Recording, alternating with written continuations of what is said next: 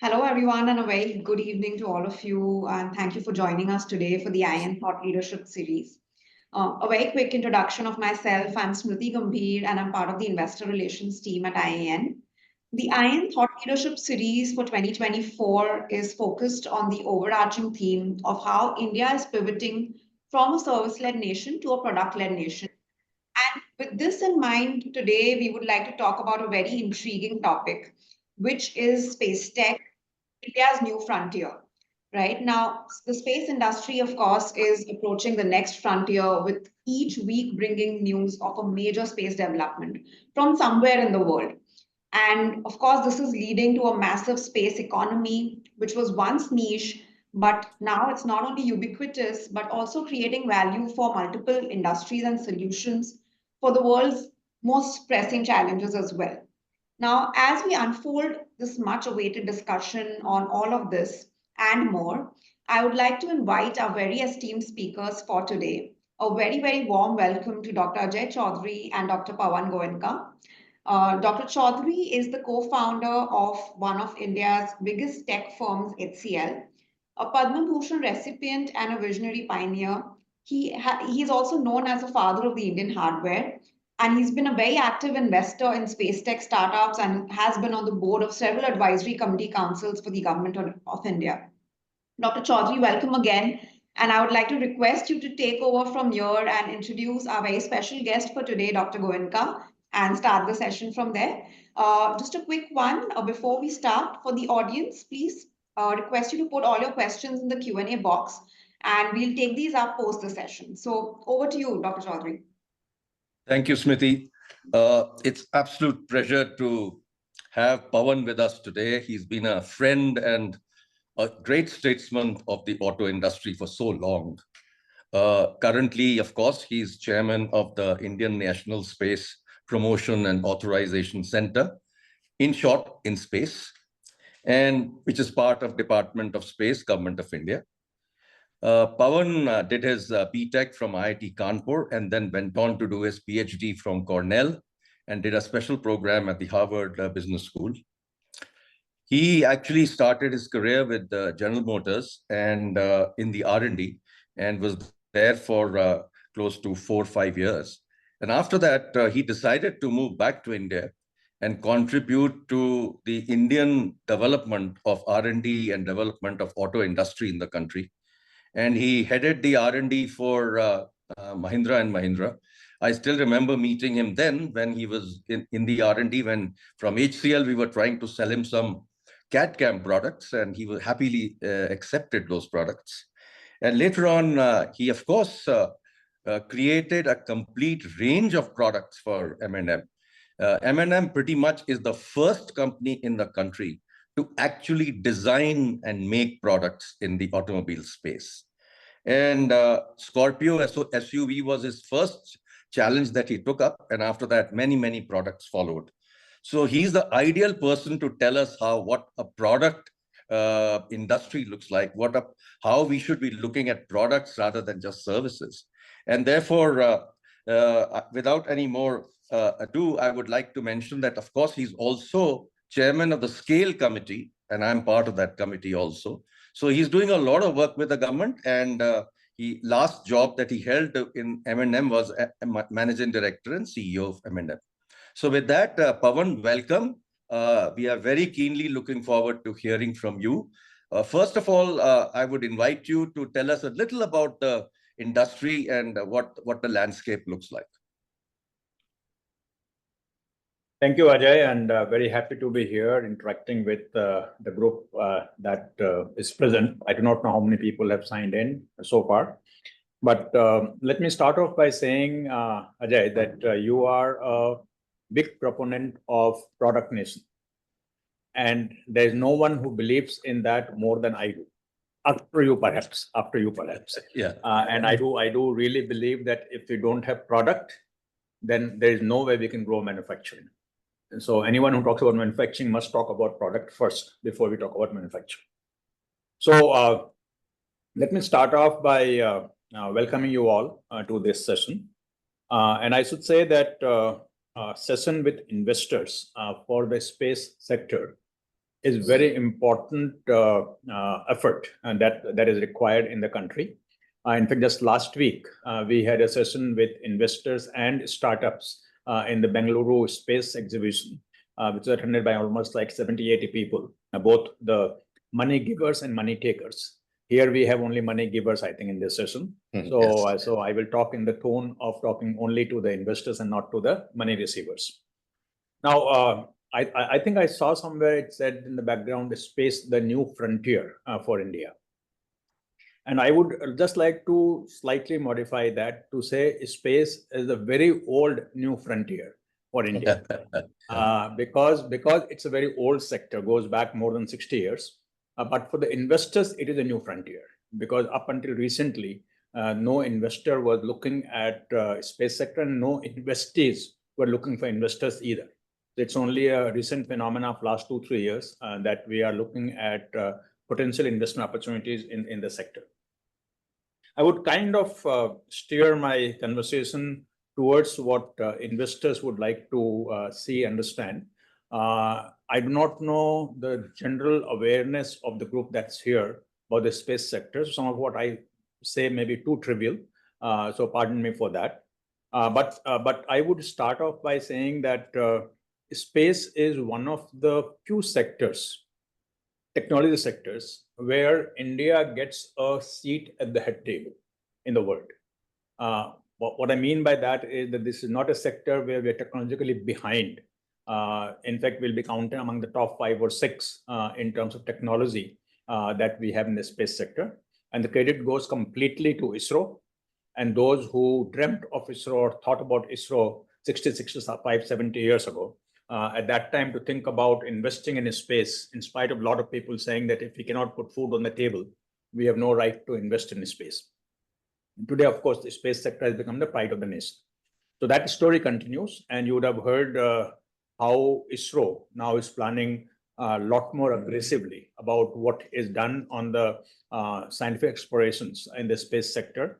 Chandrayaan-4 moon mission, landing Indian on the moon, our own Antariksh station, human space flight, and so on and so forth. The thing that I want to focus on is the other side of the story, which is how does space sector become a sector that contributes to the economy of the country, and how does space become a significant size sector in India. And this is all started about 4 years ago, when our Honorable Prime Minister decided that we need to open up the space sector to the private sector. Till that time, because of the various constraints that were there on what could be done outside ISRO, there was hardly anything that anybody could do in the space sector. And I recall in June 2020, during COVID, when the Honorable Finance Minister was making multiple announcements, at that time there were 4 or 5 announcements. One of those was opening up the space sector.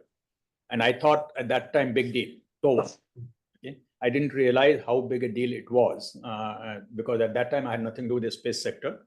I didn't realize how big a deal it was. And now I see the opportunity that the space sector has in terms of economic growth. Now, many things that government has done to open up the sector. The most important was the Indian space policy that was announced in April 2023, which virtually removes all restrictions for the private sector to play in the space domain. They can do almost anything that they want to do in the space domain. Second thing that was done was to form InSpace, the entity that I'm chairperson for, where the role was a dual role of being a regulator and being a promoter for the space sector with the private industry. The third thing was to open up the FDI. FDI in the space sector was very restrictive. In fact, hardly any money could come in the space sector till we opened up the FDI. And now it's significantly opened up. I won't go into details, but you can, in some instances, go up to 100% FDI without any government approval or the automatic route. Now, clearly the focus is on hand-holding the companies. Now, there are hundreds of companies that have been involved with the space for decades, but most of them have been vendors to ISRO, and not having independent space business, if I could say that. Okay. It's only in the last 2-3 years that all the startups and even the older legacy companies that have started getting into space technology and creating a space product or space services and growing the economy that way. And today we have 250 registered startups in the space sector in India. Last year, we had about $125 million worth of investment in the startups. And even the older companies that have been involved in the space like L&T, Godrej, so on and so forth, have now been sort of going up the value chain and investing in the space sector. We are doing multiple things to facilitate that process. The most important one, perhaps, is to give access to ISRO in terms of technology transfer, in terms of use of their facilities, infrastructure, and in terms of knowledge base that they have on making that knowledge available to the private sector, specifically to the startups. Today, ISRO has, or I shouldn't say ISRO has, today there is a whole sort of treasure of retired ISRO people who are 60 something and a lot of years left in terms of productive contribution to the sector. And these people are getting made available to these private companies now and helping them to grow in the space sector. Then we are doing certain PPP programs, and I won't go into too much detail in that. But the important thing to me is, and this is what I think will be crucial for you also, that space startups are all, without exception, deep tech. And therefore, those investors who don't want to invest in deep tech, and there are issues that I'm sure you would have in deep tech investment, those probably should not be looking at the space sector, because it is not a sector where you have instant gratification. There's a lot of lead time before you will start seeing revenue and start seeing profit and cash flows. But at the same time, if you look at what has happened in the 2 years, the last 2 years, it really is very gratifying to see how the companies have progressed. In fact, last year, as I mentioned about the Bengaluru space exhibition, I was really impressed that in the previous edition of it, that was 2 years ago, and now so much has happened. And all of these companies are moving very aggressively forward. And I would say at least 15 companies now have a reasonable level of proof of concept that they have on the table and beginning to earn revenue. I do not know if anybody yet is in the positive cash flow, but at least beginning to earn revenue. Perhaps 2 companies that are most known in the country in the space sector will be the Skyroot and Agnikul. Skyroot has raised some $95 million up to now, perhaps the largest total fundraise of any space sector company up to now. Agnikul has raised about $40 million. And then we have Pixel, we have Dhruva Space, we have Digantra, Bellatrix. All of these companies are reasonably well known now. Galaxy. Yeah, Galaxy. All of these companies are reasonably well known in the space fraternity. Now, clearly, investors looking at this sector is something that needs to happen in a much bigger way than what's happening today. And that's one of the reasons that I'm so delighted to be talking to you today. And hopefully at the end of the 1 hour, you would probably be looking at this sector more favorably than you have been before. And now I'm not trying to do marketing. I'm trying to do marketing. Why not? I'm trying to do marketing of the sector, but not based on some fancy Excel sheets, but based on realism of what this sector is all about.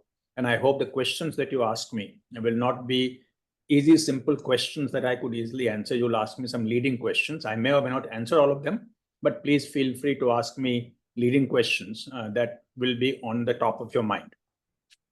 What we have done is we have had at least 2 or 3 interactions with the investors to try and understand what is in their mind, what is stopping them from investing in this sector. And I think that hesitation is moving away. By the way, I must mention that I'm sure you're aware of that Government of India in the previous budget on 23rd of July had announced 1,000 crore VC fund specifically dedicated to the space startups. And this is the first time I think the government of India has done a VC fund fully funded by the government for a specific sector, right? And that again speaks volumes of how the government is looking at this sector and how government wants to see this sector grow. So from the investors, we have been trying to get a feel of what is in their mind, what are the kind of apprehensions that I might have from this sector. And I would like to know more about that from all of you who are on this call. But things like policy uncertainty, things like demand, where the demand will come from, what will be the information flow, how will these companies understand space technology? Many of these things keep coming up in our conversation. And I would love to hear more about that from you. No, I think that was very valuable. And a key point that you made was that this is all about deep tech, where you need patient capital. So it's not going to be instant gratification, and rightly so, because there's a lot of R&D involved in literally every piece that of the product that is developed in India. And I think the good news is that there's a lot of R&D going on. And that is really what is helping the startups to really get themselves positioned well. Well, what I'd like to ask you is that how and to what extent will the space sector contribute to the global economy and to the Indian economy in the coming decade? Okay, so I didn't talk about the decadal vision. So let me just talk global very quickly and talk a little bit more about the Indian. So global economy figures are all over the place. Currently, I think you can reasonably certainly say that the space economy is about $450 billion. Okay. Now, this is not counting the cascading effect of a space economy. It is what directly comes into space and not what happens because of space, right? So that is $450 billion roughly. A very reasonable expectation would be that this will be about double in 13, 14 years. Okay, so I've seen 2040 as $1 trillion. I've seen 2035 as $1 trillion. But somewhere between 2035 and 2040, it should be about $1 trillion of a space economy. Recently, there was a report done by WEF with McKinsey, where they talk about $1.8 trillion by 2035. Okay, so basically, we are talking in the trillion plus range, 2035 thereabouts. Okay, is the size of the space economy. Now, India currently is very small. It's only $8 billion. So therefore, India has only about 2% share of a space economy. And that's one of the main reasons our Honorable Prime Minister looked at space and said, look, we should do a lot better. Because when it comes to scientific knowledge, we have a fifth or sixth. Therefore, there's no reason why we should be only 2% on the economy. Right?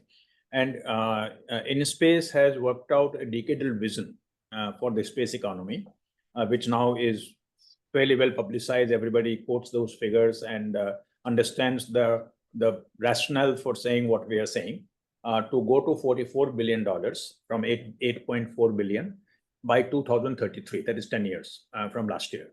Okay, and we have a fairly detailed breakup of where this will come from and which subsectors will contribute to it. For example, communication. Satellite communication, which today is the largest, almost half of the current 8.4 billion, will remain largest in 2033 at about 15 billion.